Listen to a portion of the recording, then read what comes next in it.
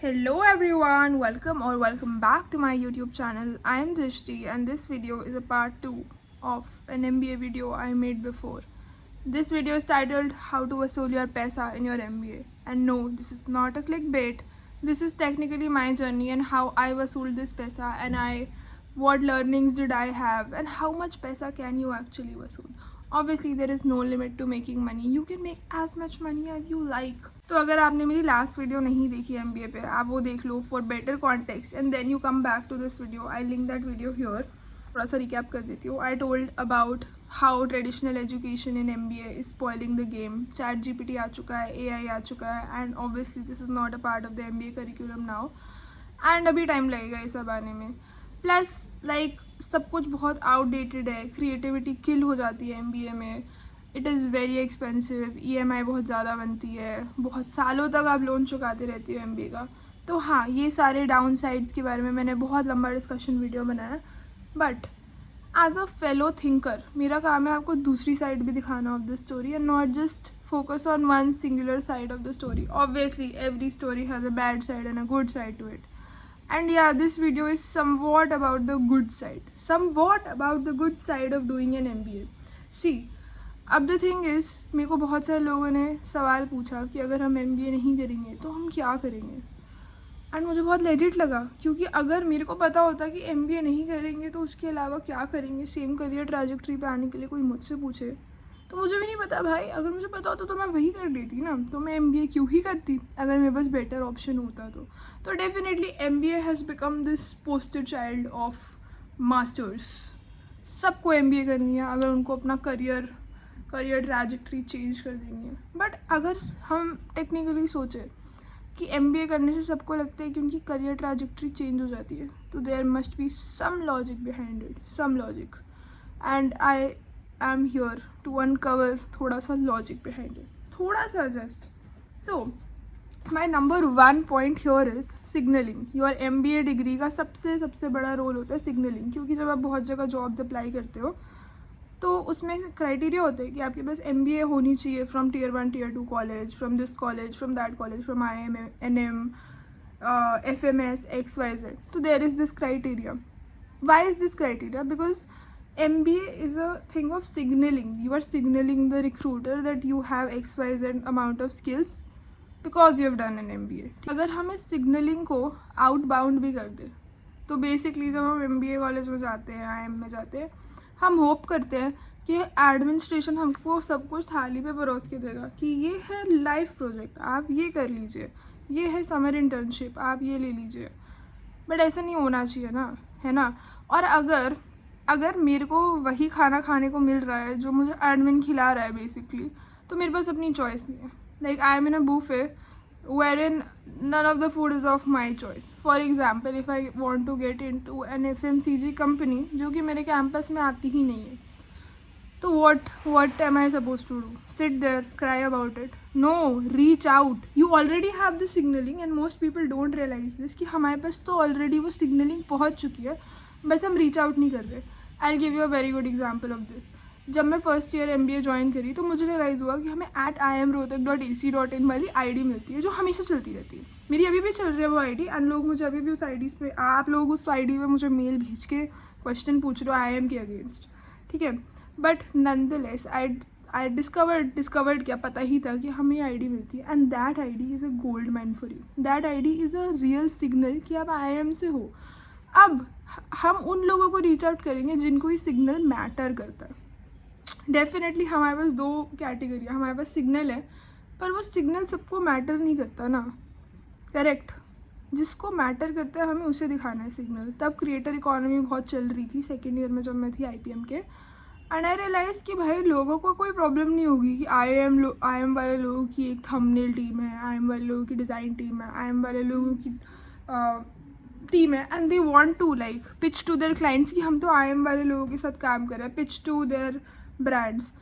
तो ये सिग्नलिंग और लोगों के भी आपके काम आ सकती है. Like if you are from a good college and you are working with a creator, you are working with someone who probably respects this sort of signalling, आपकी वर्ड ऑफ माउथ मार्केटिंग खुद हो जाएगी and you won't even realise how and when. तो you need to realise that what signal do you have, what is the value of the signal. Obviously अब मेरे पास I am Rohtak का signal था and I M Ahmedabad का नहीं था, तो I have to see accordingly कि who cares about this signal, does everyone even care about this I am Rohtak signal, है ना. तो हम थोड़ा सा सिग्नलिंग पे खेलेंगे कि हमें देखना है कि who cares about our signal. Secondly, we have to reach out to them in different ways, on email, on LinkedIn. Connect. Network, your network is your net worth, obviously. तो कहने का मतलब ये कि हम इंटरनल अपॉर्चुनिटीज़ जो हमें परोसी जा रही है बाय आर कॉलेज, हम उस पर तो खेल ही रहे हैं, बट हम एक्सटर्नल अपॉर्चुनिटीज़ को भी हम मना नहीं कर रहे. हमें चलेगा, हम एक्सटर्नली अप्लाई करने के लिए केपेबल हैं, तो हम एक्सटर्नली अप्लाई करके लोगों से काम मांगेंगे on the basis of what we have. So in one of the videos I told you guys कि I was featured in the Hindu. अगर मैं IIM से नहीं होती तो शायद ये फीचर नहीं हो पाता, क्योंकि हमारी PR टीम ने इसमें मेरे को काफ़ी हेल्प करी थी, because the Hindu reach out to them for some unique stories of people and ऐसे करके I came in to the Hindu. तो being at the right place at the right time is a skill, and it's not a skill that can be mastered. It's like 50% skill, 50% luck. But if you are at a lot of places, you might land at the right place, correct? And this only happens via network. अब मैंने देखा है बहुत सारे लोग MBA में जाते हैं, they make the shittiest friends out there. Like अगर 10 लोगों का ग्रुप है, वो 10 लोग बर्बाद ही हैं, उनकी नहीं आ रही 3-4 CGPA. बस उन्हीं लोगों के बीच में अगर आप घूमते रहोगे, ठीक है, आई अंडरस्टैंड कि हर तरीके के लोग होते हैं and there are compassionate friendships, there are network friendships, there are sort of friendships. But अगर 2 साल MBA कोर्स के निकलने के बाद अगर आप 10 लोगों को कॉल करके रेफरल नहीं मांग पा रहे हो अपने बैच में, तो सॉरी टू से, और वो 10 लोग अगर आपको रेफरल नहीं देंगे तो सॉरी टू से, थोड़ा सा आपका पैसा बर्बाद हो चुका है, ठीक है. Your network is your net worth and obviously not everyone should be your best friend, but अगर during your course, during your MBA course, if you have helped someone ना, तो someone will help you back. It is sort of a cycle. ऐसा नहीं अगर मैंने किसी को referral दिलाया तो कल को वो भी मुझे रेफरल दिलाएगा. ऐसे ही चलता है MBA का कोर्स. और मेरे को बहुत सारे लोगों ने बोला this is a very selfish way to live, this is a very selfish way to think. हाँ, this is a selfish way to think कि मैं किसी की हेल्प करूँगी, कोई मेरी हेल्प करेगा, बट अब मैं क्या करूँ, ऐसे ही चलता है ना. This is the fucking game bitch. यही है गेम. दैट सभी यही बोलते हैं ना, we are coming to MBA college for networking. तो नेटवर्किंग होगी कैसे? किसी की हेल्प करोगे, कोई आपकी हेल्प करेगा, किसी से बात करोगे, किसी से कोलैबोरेट करोगे. फॉर एग्जाम्पल, ऑल अबाउट चाय, my startup was a very very big game about networking. All my friends and people who were not my friends but just liked the idea, have trusted this idea, bought the product, helped me build inside the campus, and it happened because of a network. I was running my agency and the design lead of my agency was one of my friends from I am Rohtak. जो भी हम publish भी हुए newspaper में, the Hindu में, उसमें भी सिर्फ अकेले की मेरी फ़ोटो थोड़ी ना आई है. 6 of my friends who were helping me out, हम सबकी फ़ोटो आई है द हिंदू में. That is the whole game. Your network is again your net worth. If you collaborate with the shittiest people of the batch, sorry to say, बाद में वो आपके काम शायद ना आए क्योंकि वो अपने काम नहीं आ पा रहे. थोड़ा सा कैलकुलेटेड फ्रेंडशिप्स बनाना भी बहुत ज़रूरी है. एंड इसमें MBA कॉलेजेस, IIMs आपकी बहुत हेल्प कर देते हैं क्योंकि उनका हर एक चीज़ एक सिमुलेशन है. सीटिंग प्लान एक सिमुलेशन है. सीटिंग प्लान में इधर कौन बैठता है, इधर कौन बैठता है, देखो अच्छे लोग बैठेंगे आपके आसपास खुद ही. ग्रुप प्रोजेक्ट्स में शुरू में लोग वो असाइन करते हैं, पूरी लिस्ट आती है कि इस वाले ग्रुप में ही होगा, उस ग्रुप में ही होंगे, एंड वो पता नहीं किस लॉजिक से बनाते हैं, बट जो भी लॉजिक है बुरा लॉजिक नहीं है. So I will tell you a story. The guy who used to sit मेरे साइड में for 2 terms and he was the PGP office assigned sort of seating plan में. He is still my friend. He lives in Mumbai. We hang out every weekend हमारा chill है, हमारा अच्छा network बना हुआ है. And we have our own network of people also in Mumbai, जो मेरे फ्रेंड्स बने because of the PGP seating plan, PGP group project plan, who are in Mumbai. And हमारी बात होती है, हम चिल भी करते हैं, सब कुछ करते हैं. एंड अगर मेरे को इन लोगों को कभी कॉल करके बोलना होगा ना कि अच्छा मुझे हेल्प चाहिए, मुझे रेफरल चाहिए, I will get it and I M 100% sure about this.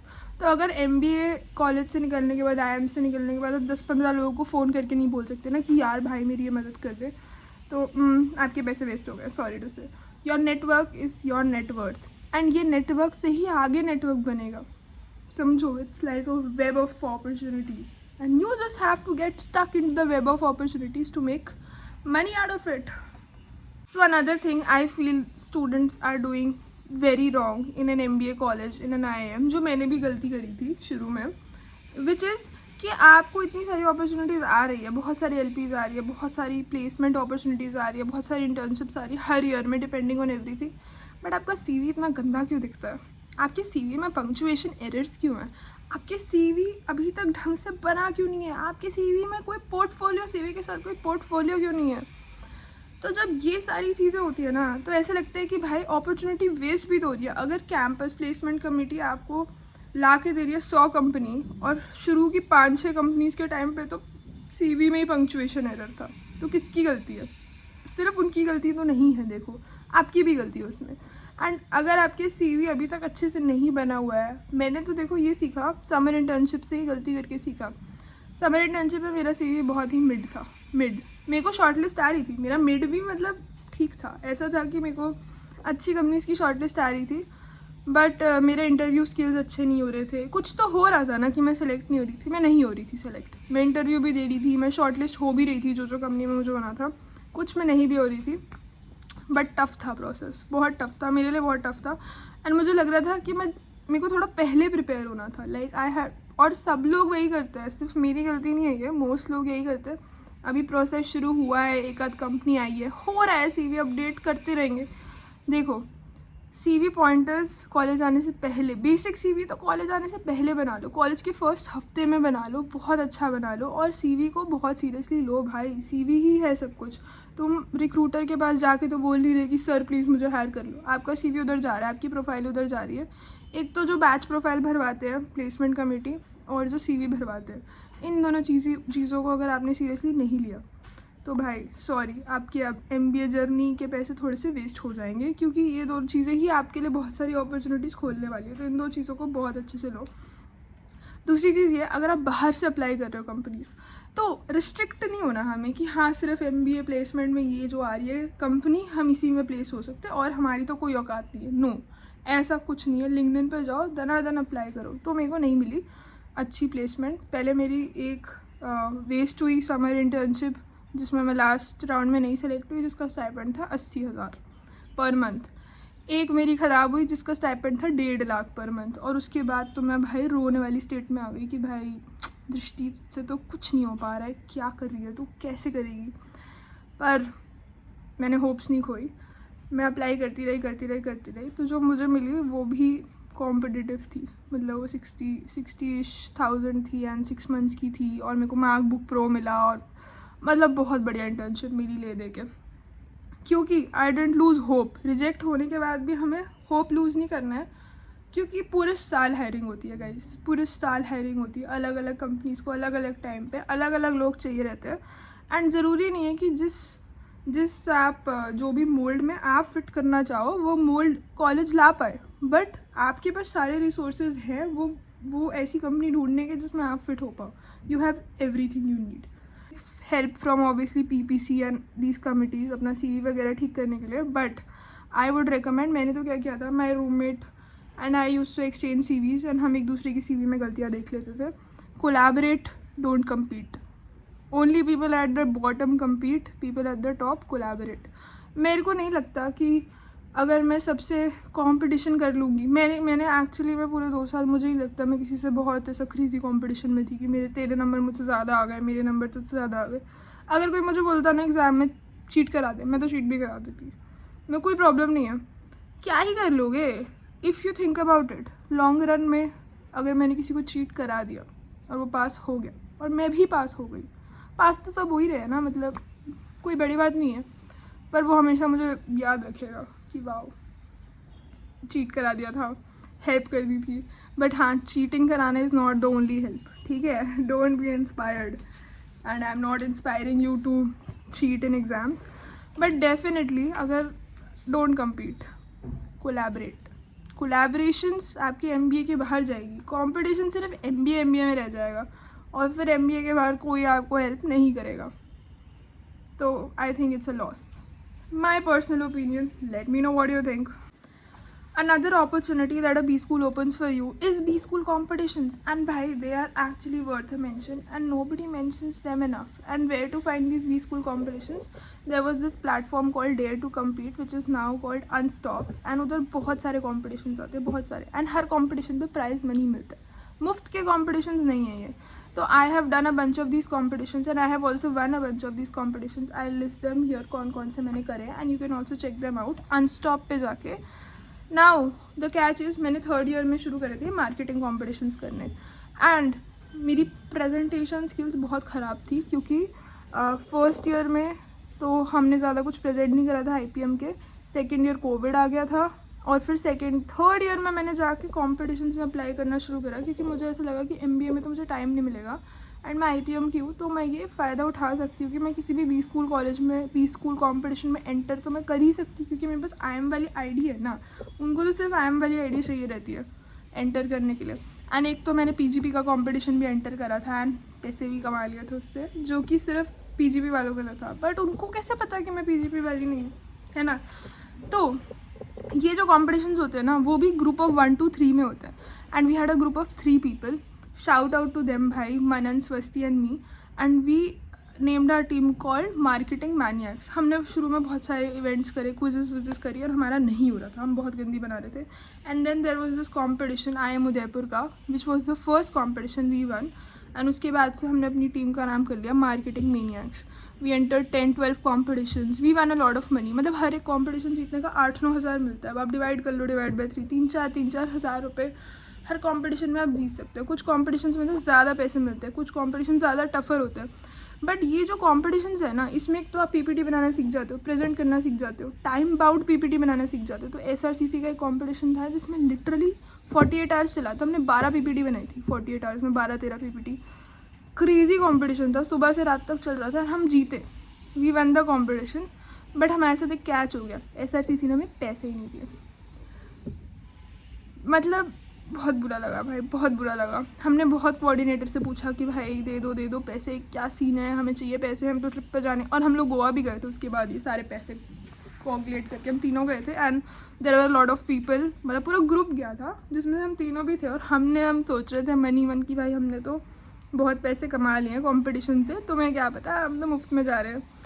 तो या ऐसी चीज़ें भी होती है कि there are lot of this competitions, there are lot of money making things that you can do while you are in a B school.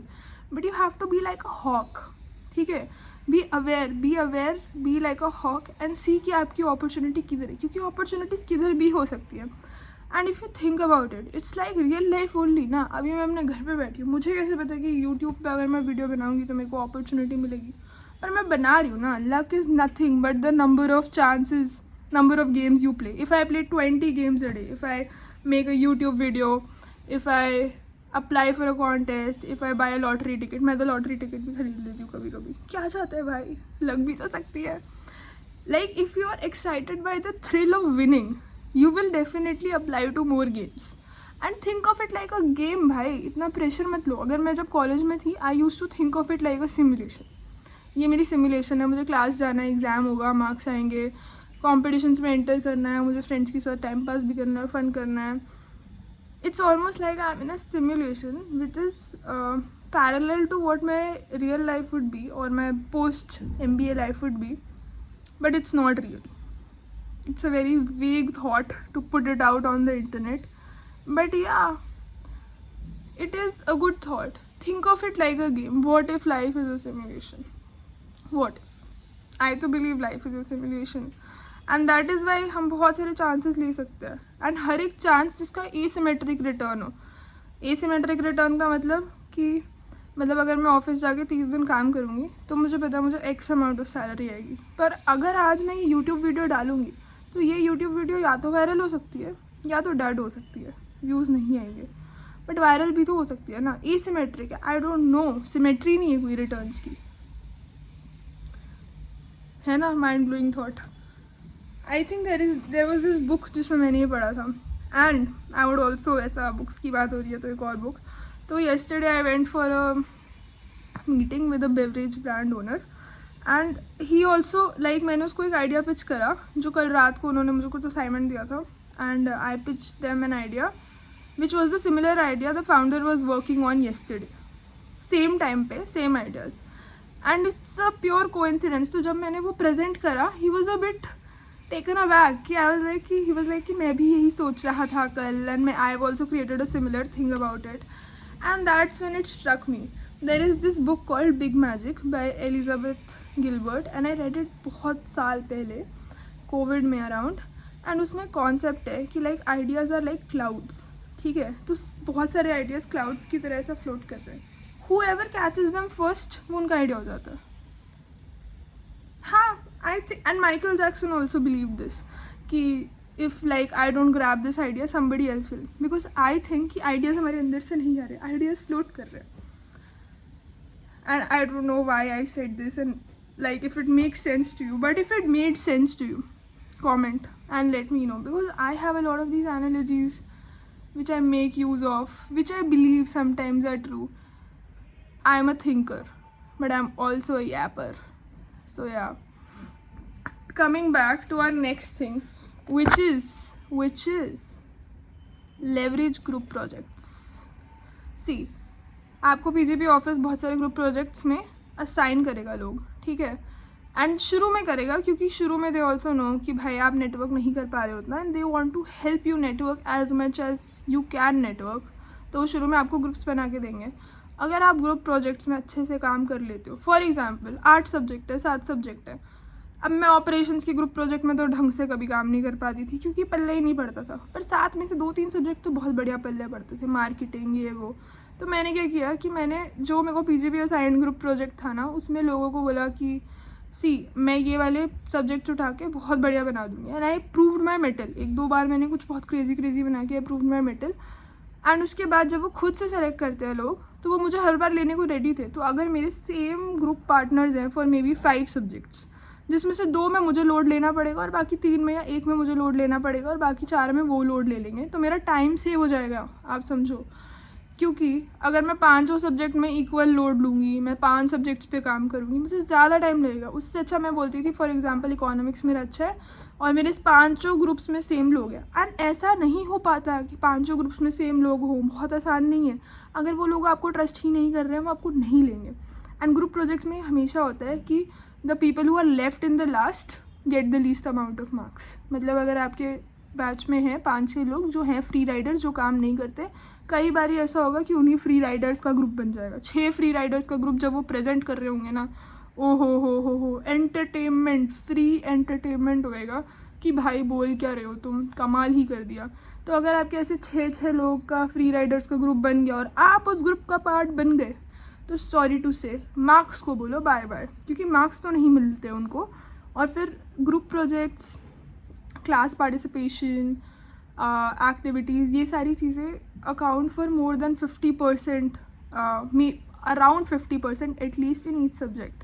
तो मतलब अगर आपकी क्लास पार्टिसिपेशन, ग्रुप प्रोजेक्ट सब ख़राब है पर आपके फुल मार्क्स भी आ गए दोनों टर्म्स में, तो भी सॉरी टू से आपका B ग्रेड से ऊपर तो नहीं बनने वाला है. तो ये सारी एक्टिविटीज़ को कभी इग्नोर मत करना. क्लास पार्टिसिपेशन इंपॉर्टेंट है. टीचर को अगर आपकी शक्ल नहीं पता है तो भाई सॉरी, आपको मिलेंगे 10 में से 0, 0 भाई. 0 देने में भी किसी को शर्म नहीं आती है. टीचर्स को BBA MBA में, हमारे में तो दे देते थे कि भाई 0, गो फक योरसेल्फ. तो सॉर्ट ऑफ प्रॉक्सियाँ मत लगाना ये सब. एंड डेफिनेटली मैंने भी लगाई हैं बहुत प्रॉक्सियाँ. मैंने तो फर्स्ट हफ्ते में एक बार ऐसा करा था कि फर्स्ट मंथ में IPM के मैंने ऐसा प्रॉक्सी लगा दिया एंड मैं चली गई अपने रूम, मस्त हेयर मास्क लगा के मैं तो सो गई. मुझे तो पता भी नहीं था, मुझे नहा के वापस जाना था क्लास. मैंने सोचा जाऊँगी अभी थोड़ा लेट चली जाऊँगी, बोलूँगी मेडिकल इशू ये वो, और मुझे समझ ही नहीं आया. मैं पंच करके रूम में आई, हेयर मास्क लगाया, नहाने की जगह मैं पता नहीं फ़ोन चलाते सो गई. और मैं उठी 5 घंटे बाद. जब मैं 5 घंटे बाद उठी तो बवाल हो चुका था, क्योंकि मेरे घर पे एक टर्मिनेशन मेल जा चुका था और मेरे साथ 8-10 और लोग थे. एंड आई वाज लाइक कि भाई हमने तो सिर्फ प्रॉक्सी लगाई थी, टर्मिनेशन कहाँ से आ गया. फिर मैं भागी भाई इधर उधर कि भाई अब क्या करें ये वो. मेरे घर से कॉल आ रहा है, मेरे पापा मुझे बोल रहे भाई अभी तो कॉलेज गई थी, ये कैसे मेल आ गया. मैंने कहा रुको कुछ तो करते हैं. ऐसे करके पता चला, सर को बोला, फिर IPM ऑफिस गए, सर को बोला सर बीमार हो गए, छुट्टी ले ली। और हाँ भाई, हमारे कॉलेज में तो कुछ क्रेजी 100% अटेंडेंस रूल था कि भाई सारी क्लासेस अटेंड करनी। पागल हो क्या? 100% अटेंडेंस क्या होता है? मतलब ह्यूमन बींग्स से बात कर रहे हो ना आप। 100% हम प्रेजेंट कैसे हो सकते हैं? हम भगवान हैं क्या? ओमनी प्रेजेंट होंगे क्या हम 100%? तो ये 100% अटेंडेंस वाला सीन था। तो मैं गई ऑफिस में, मैंने बहुत रिक्वेस्ट करा कि सर कुछ तो कर दो, बचा लो मेरे को, मेरी डिग्री बचा लो, अभी तो मैं आई हूँ कॉलेज में। भाई IPM का फर्स्ट ईयर सोचो, BBA के बच्चे छुट्टी नहीं ले पा रहे हैं, हेयर मास्क नहीं लगा के सो पा रहे हैं। तो खैर ये सब हुआ, तो मैं ऑफिस गई। तो फिर हमें बोला कि आप सबको एक और चांस दिया जाएगा, स्क्विड गेम में एक नया ट्विस्ट। तो जब उन्होंने बोला आप सबको एक और चांस दिया जाएगा, तो इसमें कैच था। चांस ये था कि अगर हम 4000 वर्ड का एक आर्टिकल लिखते हैं, why proxy is an evil to society. मतलब इसमें कोई फैंसी वर्ड था, बट इसका टेक्निकल मीनिंग यही था। Why do you think putting a proxy is an evil to society और evil to something, some evil word का बहुत क्रेजी वर्ड था। तो अब हमें 4000 वर्ड का ही आर्टिकल लिखना था IPM ऑफिस में बैठ के। क्रेजी। तो अब मैं IPM ऑफिस में बैठी हूँ 10 पन्ने लेके A4 साइज़ के, कि इस पे 4000 शब्द कैसे लिखे। और उस दिन भाई मैंने शब्दों की जो उल्टी करी है, मतलब I have puked words that day. And मैंने 5 पेज तो भर दिए। And I was like please sir जाने दो, इससे ज़्यादा क्या लिख ले इसमें, कि हम यही बता सकते हैं कि हाँ हम नहीं आए थे क्लास में। तो बेसिकली MBA में लोग बिलीव करते हैं कि अगर आप प्रॉक्सी लगा के जाते हो तो आप सिर्फ अपना नुकसान नहीं कर रहे हो, हाँ पूरी क्लास का नुकसान कर रहे हो। क्योंकि all classes in MBA are about class participation, and you might have a point that can benefit the class and the class might have points that can benefit you. So if you're not present in class, you are basically a destruction to the ecosystem of MBA, which is true, but which is, I don't know, I just don't want to go every day. But yeah, this was their logic and I don't know how true this logic is। और क्या है scene, आप बताओ comment section में। जो मुझे नहीं पता वो आप बताओ, क्योंकि फिर आप बताओगे और फिर मैं उस पर सोचूंगी और फिर मैं उस पर और वीडियो बनाऊंगी। All and all I would से कि CV बहुत अच्छा बनाओ, कॉम्पिटिशन्स में एंटर करो, लाइव प्रोजेक्ट्स जो कॉलेज में आते हैं वो तो आते ही हैं, बाहर से लिंक्डइन के वाया लाइव प्रोजेक्ट्स पे एंटर करो। लिंक्डइन अच्छा बनाओ भाई। अगर आप MBA कर रहे हो और आपका लिंक्डइन अच्छा नहीं है, मेरे को जितनी भी जॉब्स मिली है उसमें लिंक्डइन का एक बहुत मेजर रोल रहा है, क्योंकि लिंक्डइन पे तो लोग आपको स्टॉक करते ही हैं और लिंक्डइन से ही बहुत सारे इनबाउंड लीड्स आती है। तो फॉर एग्जांपल अब मैं जॉब इंटरव्यू वगैरह देने भी जाती हूँ कोई, या मैं पहले भी जा रही थी, तो मेरी बहुत सारे जॉब इंटरव्यूज़ जो अच्छे जाते हैं, जो अच्छा ऑफर करना चाहते हैं, इनबाउंड लीड्स या फिर फ्रीलांसिंग प्रोजेक्ट्स जो भी आते हैं, who are ready to pay me are inbound leads because they have seen somewhere my work, they have seen my portfolio probably on LinkedIn, they have probably seen some of their network interact with me on LinkedIn। तो LinkedIn एक बहुत, अब यार LinkedIn ही है major platform. अब उस पर यैपर girl मत बनो कि जाके यैप मत करो उस पर, बट डेफिनेटली हर तरीके से चाहो कि अगर लोग आपकी प्रोफाइल पे आए तो उनको पता चले कि आप तो हो कुछ अच्छा करते हो आप कुछ, and they would be interested to talk to you if your LinkedIn profile is good. If it's not good, make it good, करो जगह काम करो। Every job that does not kill you adds 1 line in your resume. तो find different jobs, find different life projects, and जब आपके ऊपर एक IIM NM अच्छे कॉलेज का टैग लग जाता है, आपको लोग तैयार होते हैं काम देने के लिए। LP इंटर्नशिप देने के लिए तो रेडी होते हैं, क्योंकि इन सब चीज़ों के लिए बहुत बड़ा बजट चाहिए नहीं है। और जितनी ज़्यादा LPs इंटर्नशिप्स कर लोगे आपका CV उतना भर जाएगा। और जब LP और इंटर्नशिप कर लोगे थोड़ी सी, LPs life project by the way, जब बहुत सारी ऐसे LP और इंटर्नशिप्स कर लोगे तो उससे आपका पोर्टफोलियो भी बन जाएगा, which is eventually your freelancing portfolio. तो you can also enter the freelancing market. Wow. तो बहुत सारे ऐसे अपॉर्चुनिटीज़ के डोर खुल जाएंगे, प्रोवाइडेड आप उन दरवाज़ों पे धक्का लगा के खोलने की कोशिश करो। And I just can't be telling you the bad side of things, I also need to tell you the good side of things, and at the end of the day it's your call. Obviously you might not make crores, but I want to give you a number to encourage you। जब मैं almost second year में थी तो I was making a profit of more than 1 lakh with my freelancing gigs and all, जब मैं college में ही थी। तो भाई लाख भर तो कमा सकते हो। अगर मैं कमा सकती हूँ तो आप भी कमा सकते हो, सब कमा सकते हैं। प्रोवाइडेड हम अपने आप तक काम करें, हम अपना CV बेटर करें, हम कोलैबोरेशन सही लोगों से करें. एंड सी, अभी 10 लोगों से नेटवर्क करोगे, 2 तो बकवास निकलेंगे. पर अगर 10 लोगों से नेटवर्क करो और सिर्फ 2 अच्छे निकल रहे हैं ना, तो then you are the problem. 10 लोगों से नेटवर्क करें, 2 ख़राब निकल रहे हैं, then they are the problem. And with that I would say, make your own money, marry someone funny. Okay, bye. Like, share, subscribe.